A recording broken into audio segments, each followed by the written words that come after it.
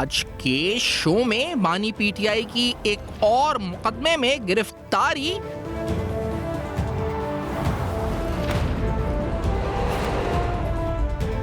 एहतजाज के पेश नजर इस्लामाबाद के दाखिली खारजी रास्तों पर कंटेनर्स पहुंचा दिए गए।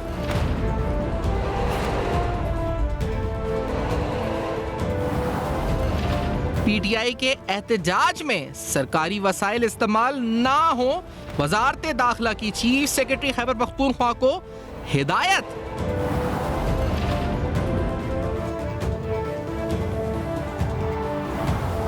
एहतजाज की कॉल से क्या तहरीक इंसाफ को कोई रिलीफ मिल सकता है?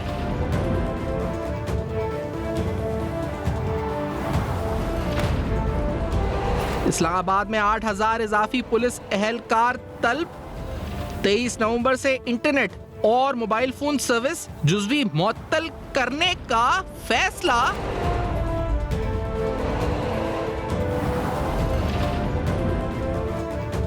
पीटीआई क़यादत की बानी पीटीआई से एहतजाज की कॉल वापस लेने की दरख्वास्त।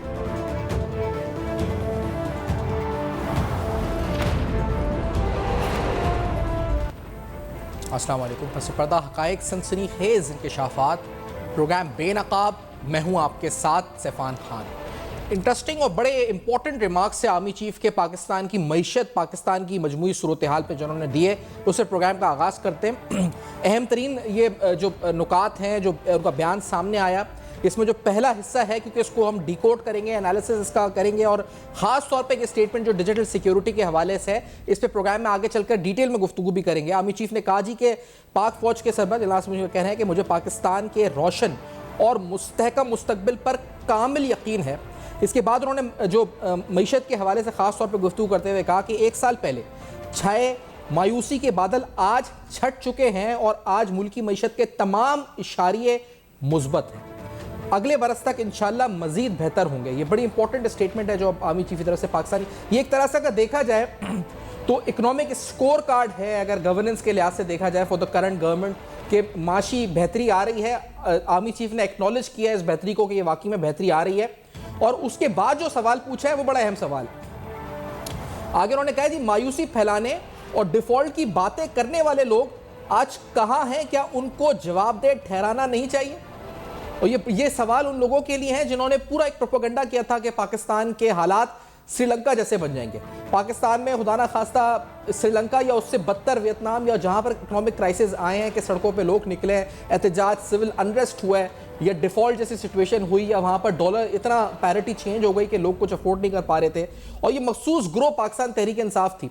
और आज ये लोग कहाँ हैं, क्या इनको जवाबदेह नहीं ठहराना चाहिए? ये बड़ा वाज़ेह एक पॉलिसी लाइन डिफाइन की जा रही है कि आखिरकार जो लोग पाकिस्तान की तरक्की नहीं चाहते वो कौन लोग हैं, और उनको हमें जवाबदेह भी ठहराना चाहिए कि आखिरकार वो जो साजिशें कर रहे थे या अभी इस वक्त भी साजिश कर रहे हैं पाकिस्तान की मईशत और पाकिस्तान के इस्तेहकाम के खिलाफ, तो उन लोगों के चेहरे बेनकाब होने चाहिए। इसके बाद जो उन्होंने बात की है कि मायूसी मुसलमान के लिए हराम है, हम सबको ज़ाती मफाद पर पाकिस्तान को तरजीह देनी चाहिए, रियासत माँ की तरह है और उसकी कदर लिबिया, इराक और फ़लस्तीन के अवाम से पूछनी चाहिए। उन्होंने कहा कि याद रखें पाकिस्तान के अलावा हमारी कोई शनाख्त नहीं है, चाहे जितनी भी मुश्किलात हो, अगर हम सब मिलकर खड़े हो जाएं तो कोई कुछ बिगाड़ नहीं सकता। बिजनेसमैन को खास तौर पे क्या अपना पैसा पाकिस्तान लेकर आए, अवाम भी कमाए, मुल्क भी तरक्की करे, सिर्फ पाकिस्तान ही पाकिस्तान को बेल आउट कर सकता है। और बड़ी दुरुस्त बात है, ये तमाम आलमी इदारे भी यही कहते हैं कि पाकिस्तान ही पाकिस्तान को बेल आउट कर सकता है, या IMF, world bank, international multilateral agencies, bilateral partners नहीं कर सकते, पाकिस्तान ही पाकिस्तान को बेल आउट कर सकता है। आगे उन्होंने कहा जी कि जो अहम तरीन बात है इसमें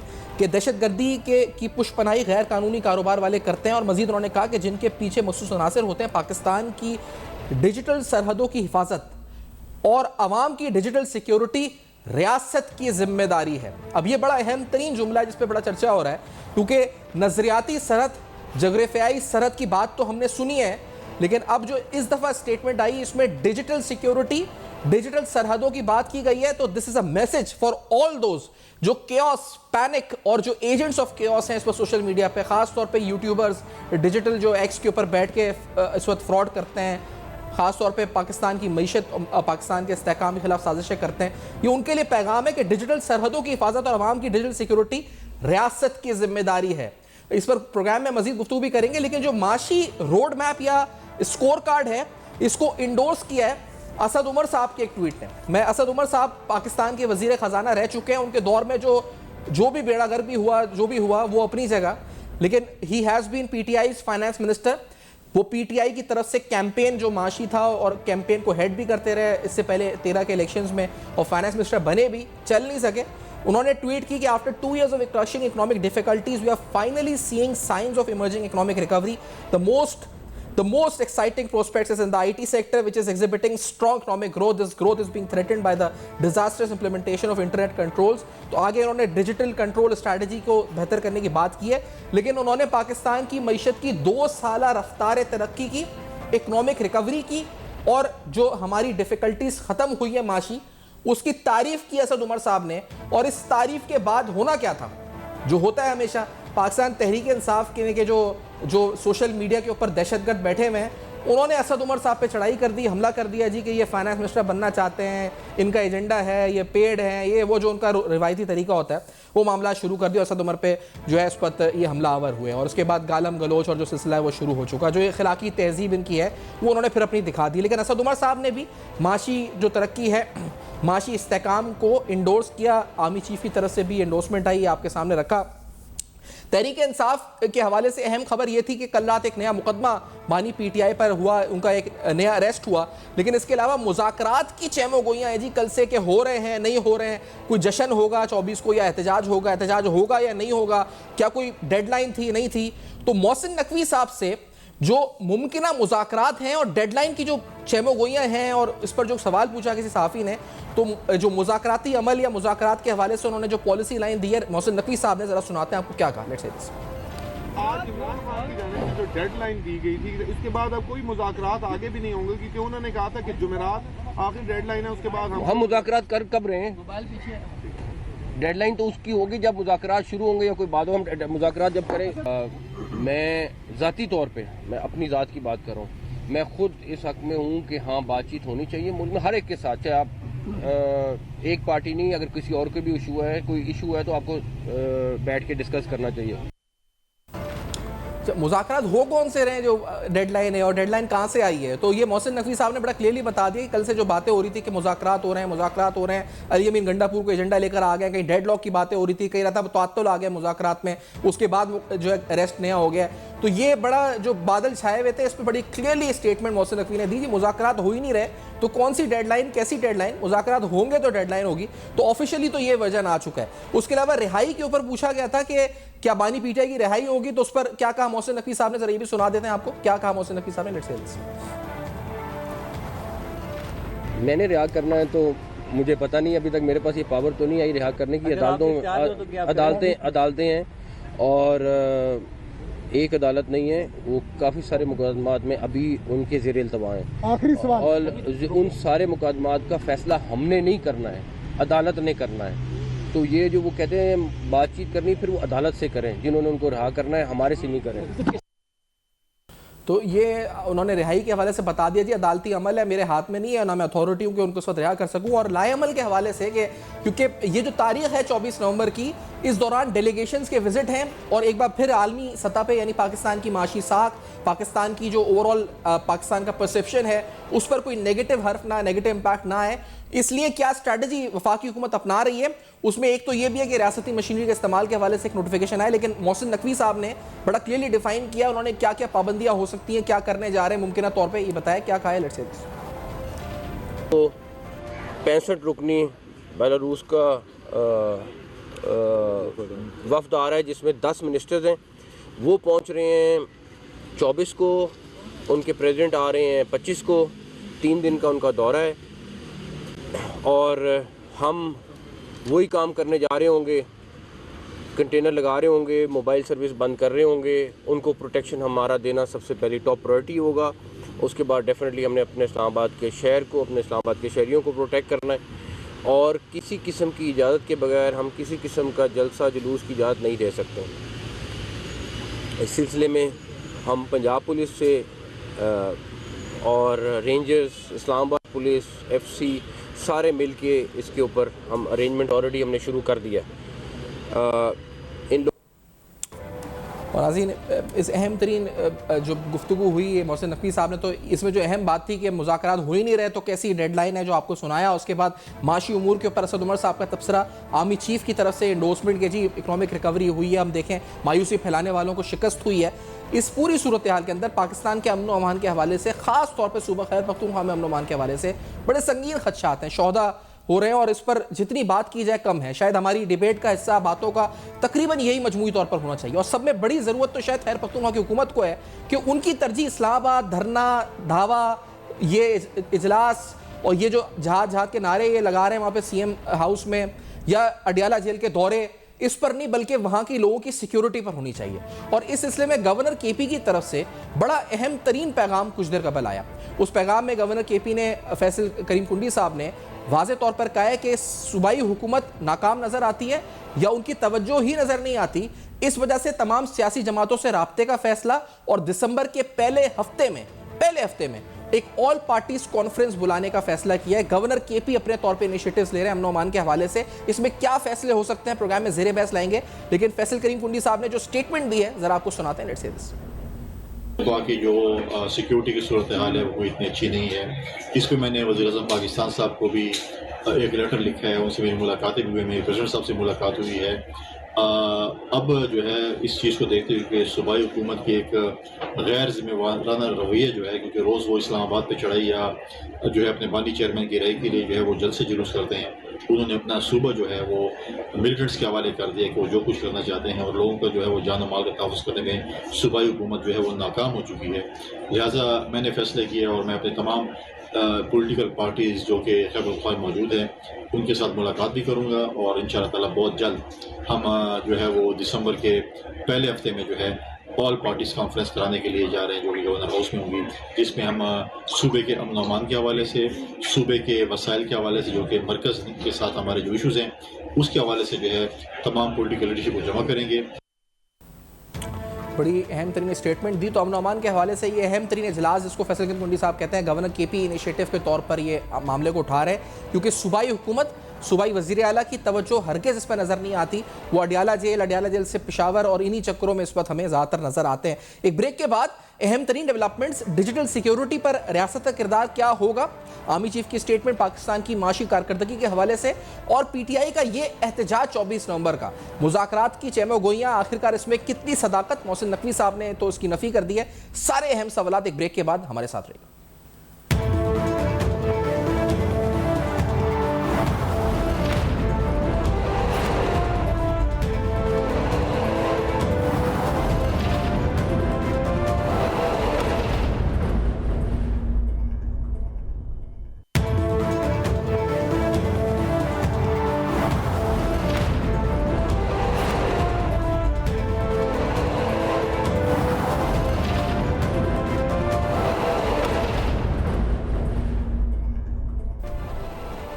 वेलकम बैक। आप देख रहे हैं बेनकाब अहम तरीन सवालात। अब्दुल्ला गुल साहब हमारे साथ मौजूद हैं, चेयरमैन तहरीक जवानान के। उसके साथ शगुफ्ता मलिक साहबा अवामी नेशनल पार्टी से, खैबर पख्तूनख्वा से हमें ज्वाइन कर रही हैं। दोनों को खुशामदीद कहते हैं। अब्दुल्ला गुल साहब, फैसल करीम कुंडी साहब जो गवर्नर KP हैं, उनकी तरफ से एक ऑल पार्टीज़ कॉन्फ्रेंस की बात हुई है। वो कहते हैं अमन अमान की मखदूश सूरत हाल है और हम देख रहे हैं कि मखदूश से मखदूशतर होती जा रही है। हमारी अफवाज कुर्बानियाँ दे रही है और अपने ज़ाती मफादात या सियासी मफादात में सियासी जमातें अक्सर नज़र आती हैं।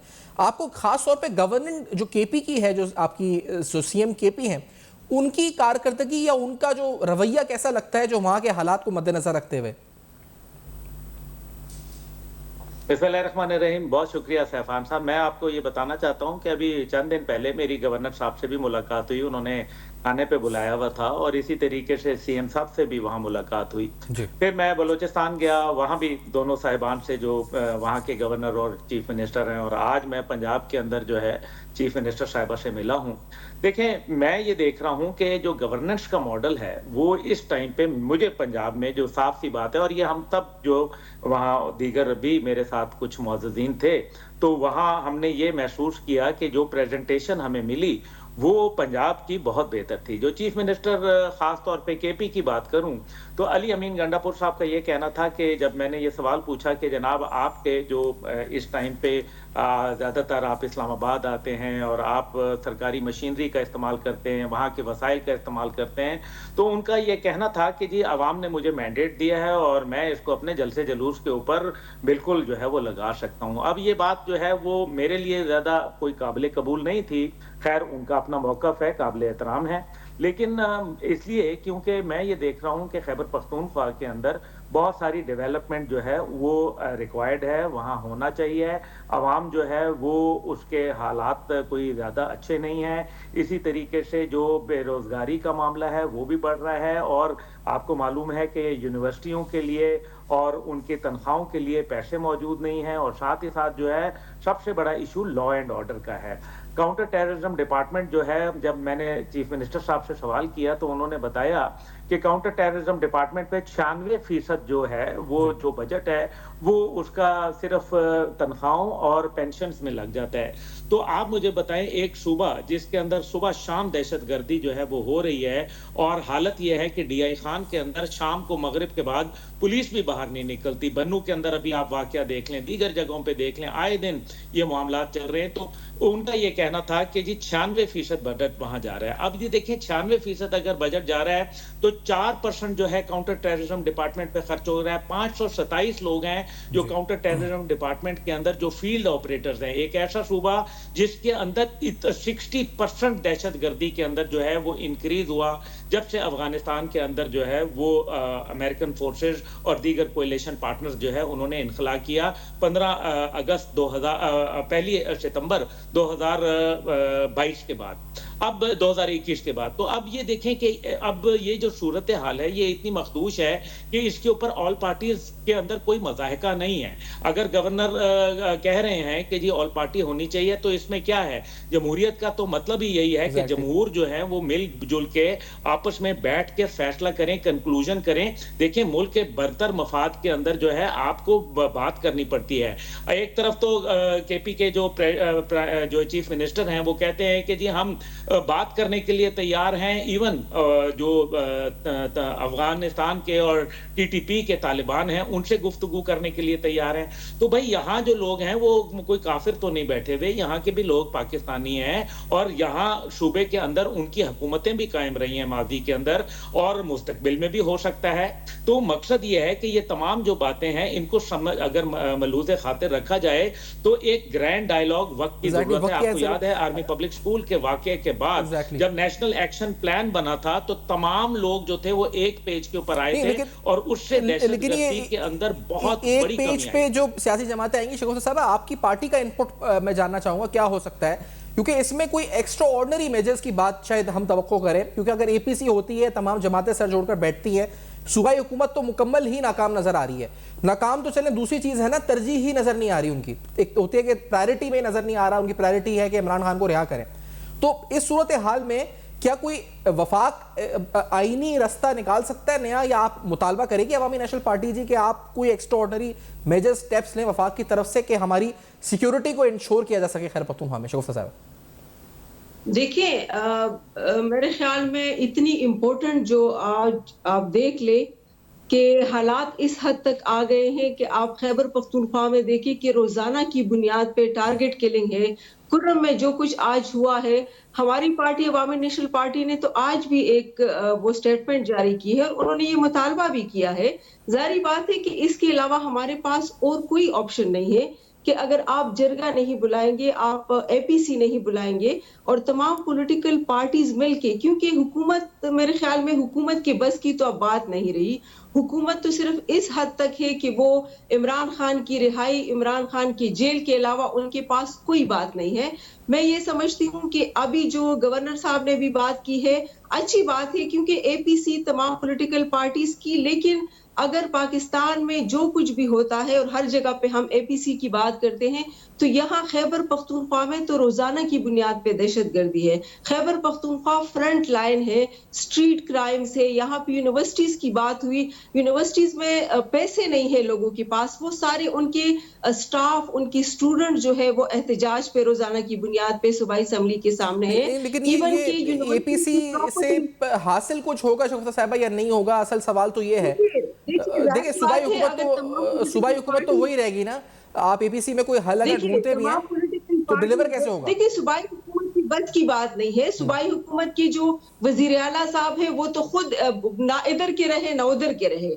वो तो जारी बात है उन पे ना PTI की जो वर्कर्स है ना उनका एतमाद रहा, ना उनके अपने लीडर का एतमाद रहा, क्योंकि वो तो दरमियान में जो किरदार अदा कर रहे हैं, तो मेरे ख्याल में वो तो ट्रस्ट वर्दी नहीं है। अवाम का एतमाद जारी बात है तमाम उन पॉलिटिकल पार्टीज पे है जो अपोजिशन में है, जो ऑलरेडी अमन के हवाले से अवामी नेशनल पार्टी, हम तो ऑलरेडी अदम तशद्दुद के पैरोकार है और हम चाहते हैं कि अभी ये मुल्क जो है और खासकर खैबर पख्तूनख्वा मजीद जंगों की मुतहम्मिल नहीं हो सकता। ये मुझे बताएं ना, थोड़ी वजाहत करें कि जब मौजूदा सूबाई हुकूमत के पास हल नहीं है और आप तमाम सियासी जमातें सर जोड़कर बैठेंगे, तो फिर वो हल पर अमल कौन करेगा? कोई एपेक्स कमेटी बनाए वो करेगी अमल, या हुकूमत से बाला होकर उसके बियॉन्ड जाकर गवर्नर अमल करवाएंगे, वफाक अमल करवाएगा? क्या चाहती है ANP? किस तरह अमन अमान कायम हो? जाहिर बात है कि हुकूमत के पास, सूबाई हुकूमत के पास तो ना हल है और ना वो संजीदा है। अगर सूबाई हुकूमत संजीदा होती तो मेरे ख्याल में ये सूबाई हुकूमत का काम था, और सूबाई हुकूमत जो है अगर वो संजीदगी दिखाती तो तमाम पॉलिटिकल पार्टीज उनके साथ पहले भी बैठे। आप देखिए इससे पहले भी जरगे भी हुए हैं, APC भी हुई। लेकिन अगर सूबाई हुकूमत की नाकामी है और वो नहीं कर सकती, वो तो ऑलरेडी उनकी फेलियर है, तो उनसे तो ना किसी सियासी जमात की उम्मीद है, ना हमारे खैबर पख्तूनख्वा के अवाम की कोई उम्मीद बाकी रही है। आप ये देखिए कि नौजवानों को जिस तरीके से वरगला रहे, अभी आप जो कमिंग इनका प्रोटेस्ट है, ये नौजवानों के हाथ में क्या दे रहे? वेपन दे रहे। मैं ये समझती हूँ कि इनको चाहिए कि अभी ये रिजाइन कर दे, क्योंकि अगर रिजाइन नहीं देंगे तो ये सूबा मजीद तबाही और बर्बादी की तरफ जा रहा है और ये इनके लिए भी अच्छा नहीं होगा। हम ये समझते हैं कि नौजवान जो है उनको मजीद इस तरीके से हथियार उनके हाथों में देना, जहाद के नाम पे क्या क्या इन्होंने जो अल्फाज इनके हैं वो अल्फाज एक चीफ मिनिस्टर को जेब नहीं देते। मेरे तो ख्याल आपका मुतालबा है जी कि ही शुड रिजाइन, और आपको लगता है कि इनके पास हल नहीं है। अब्दुल्ला गुल साहब, कल एक बड़ी इंपॉर्टेंट स्टेटमेंट आर्मी चीफ की आई, इसमें बहुत से इंपॉर्टेंट एस्पेक्ट्स हैं, माशी भी और दीगर हवाले से भी, लेकिन एक नेशनल सिक्योरिटी के पर्सपेक्टिव से एक अहम सवाल आपके सामने रखना चाहेंगे। उन्होंने जिक्र किया जी कि पाकिस्तान की डिजिटल सरहदों की हिफाजत और डिजिटल सिक्योरिटी का जी की रियासत की जिम्मेदारी है। इससे पहले नजरियाती जगराफियाई सरहद हमने यकीनी तौर पे बयानात में सुना है, लेकिन ये बयान में डिजिटल सरहदों की हिफाजत और डिजिटल सिक्योरिटी रियासत की जिम्मेदारी है। ये क्या जो अब नया रोल है इस वक्त रियासत का, क्या आपको नजर आता है इस बयान की रोशनी में? क्या इकदाम नजर आते हैं और कैसे और किस तरह कंट्रोल करेगा? क्या मामला होंगे इसमें, ये मुझे बताएं गुल साहब। देखिए, किसी भी महज़्ज़ब मुआशरे के अंदर ज़रूरी है कि लोगों को आज़ादी ज़रूर हो, लेकिन शुतर बेमहार आज़ादी, ये बिल्कुल मादर पिदर आज़ादी, ये तो किसी सूरत भी काबिल कबूल नहीं है। क्या सऊदी अरब तरक्की नहीं कर रहा? क्या UAE तरक्की नहीं कर रहा? क्या अमेरिका, बरतानिया और यूरोप के अंदर तरक्की नहीं है? आप बरतानिया के अंदर दुनिया जहान को कुछ कह सकते हैं, लेकिन स्पीकर कॉर्नर पे जाके आप हाइड पार्क के अंदर सवाल ही नहीं पैदा होता कि आप किंग के मुतल्लिक कोई बात कर सकें कि या आप हॉलोकॉस्ट के ऊपर बात कर सकें। देखें, मैं आपसे गुजारिश ये कर रहा हूं कि इस टाइम पे जो आर्मी चीफ का बयान है उसमें दो बातें तो बड़ी बातें हैं। पहली बात यह है कि जो हमारी जोग्राफियाई हदूद हैं उनकी तो मुहाफिज है अफवाज पाकिस्तान और बाकायदा आईनी तौर पर उनकी ये जिम्मेदारी है, लेकिन जो नजरियाती और देखें हमें माजी के अंदर बड़ा बैड एक्सपीरियंस रहा और इसी वजह से एक पॉलिटिकल सेल ISI के अंदर बनाना पड़ा, और उसकी वजह ये थी कि जब देखा कि 71 के अंदर एक सबवर्जन के जरिए आपने लोगों के जहन जो है वो तब्दील किए, मुक्ति बहानी के पीछे भारत का मकरू हाथ था जिसकी वजह से मुल्क 2 लख्त हुआ। उस टाइम पे फिर क़यादत ने यह फैसला किया कि जनाब इस टाइम पे ISI के अंदर एक पॉलिटिकल सेल बनाया जाए, और उससे जो मकासद थे देखे ना वो तो बड़े आज भी चल रहे हैं, कल भी थी और PTI की हुकूमत दौरे हुकूमत में भी वो सेल मौजूद था। देखिए, असली बात जो इसके अंदर है, आपने अभी VPN की बात की, अभी आपने दीगर चीजों के ऊपर देखे मामलात हमने देखा। तो पाकिस्तान के अंदर ये नए चैलेंजेस हैं। जब पाकिस्तान का आइन बना था तो उस टाइम पे हमें सोशल मीडिया वगैरह का, इंटरनेट का कोई अलिफ बे पूरी दुनिया को नहीं मालूम था, लेकिन आज दुनिया तब्दील हुई है, नए कवानीन बन रहे हैं, नए इसके अंदर ministry of information and technology जो है वो अपने रूल्स एंड रेगुलेशन डिफाइन कर रही है। हर चीज के कुछ एथिक्स होते हैं। जैसे अभी आपका पैमरा है तो print and electronic media regulatory authority, वो क्या काम करती है, यानी कि वो मवाद जो कि टीवी पे आवाम के सामने लाया जा सके वो फिर आप सामने लेके आते हैं। लेकिन हदूद और कयूद होते हैं। जो हदूद है, हदूद और कयूद को, सॉरी मैं अपनी बात मुकम्मल कर लूं। जरूर करें। अभी आर्मी चीफ का जो बयान है उसके तहत जो है कानून साजी की जाएगी और कानून साजी के जरिए जो है वो नाफिजुल अमल किया जाएगा। और देखें पहले ही 1200 किलोमीटर के ऊपर जो है हमारी जो पेशावर कोर है वो अपनी ड्यूटी सर अंजाम दे रही है और आए दिन शहादतों को गले लगाती है। लेकिन दूसरी जानिब जो माइंड सेट बनाती है, लोगों का दहशतगर्दी की तरफ उकसाती है, उसको भी जो है आपको उस नजरिए को, सोच को, उस फिक्र को और उस बगावत को जो है वो आपको उसके कुछ हदूद कयूद के साथ जो है आपको उनको कर्ब करना पड़ेगा। इसके लिए सूबाई जो हुकूमत है वो कोऑपरेट करती हुई नहीं नजर आ रही बिल्कुल भी। और नेशनल एक्शन प्लान ये सब मुझे अब्दुल्ला साहब थोड़ा स्पेसिफिकली बताएं ना कि उसके जो ऊपर डिजिटल सरहद है, यानी आपने जिस तरह कहा उसकी तारीख के साथ बताया कि जोग्राफियाई सरहद है, नजरियाती 71 के बाद, और डिजिटल जो अब इवॉल्व हुआ है रोल और बड़ा दुरुस्त है कि उसकी सिक्योरिटी की जाएगी। तो इसके लिए आप कहते हैं कि कानून साजी होगी। अगर सिविलियन गवर्नमेंट अपना रोल अदा नहीं कर पाती इन्फोर्समेंट पे उस लॉ को, देन व्हाट, किस तरह से, क्योंकि ये तो हो ही रहा है, FIA है, वो केस बनाती है, फिर बंदा पकड़ा जाते हैं, फिर छूट जाते हैं, इफेक्टिव कंट्रोल कैसे होगा? खासतौर पे यूट्यूब के ऊपर कोई भी बैठ के कुछ भी बना देता है, कोई भी कहानी बना देता है, या कहीं भी बैठ के किसी प्लेटफॉर्म पे।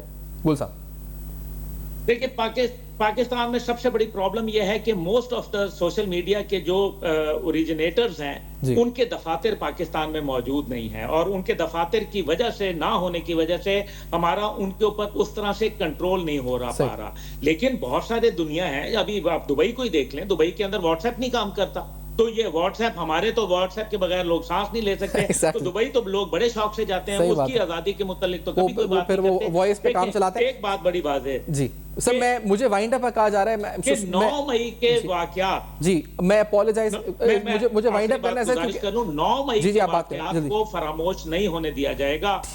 ठीक है सर, बहुत शुक्रिया अब्दुल्ला गुल साहब और शगुफ्ता साहबा, आपने प्रोग्राम में ज्वाइन किया। I have to take a break, summarize करने से आएंगे ब्रेक के बाद हमारे साथ रहेंगे।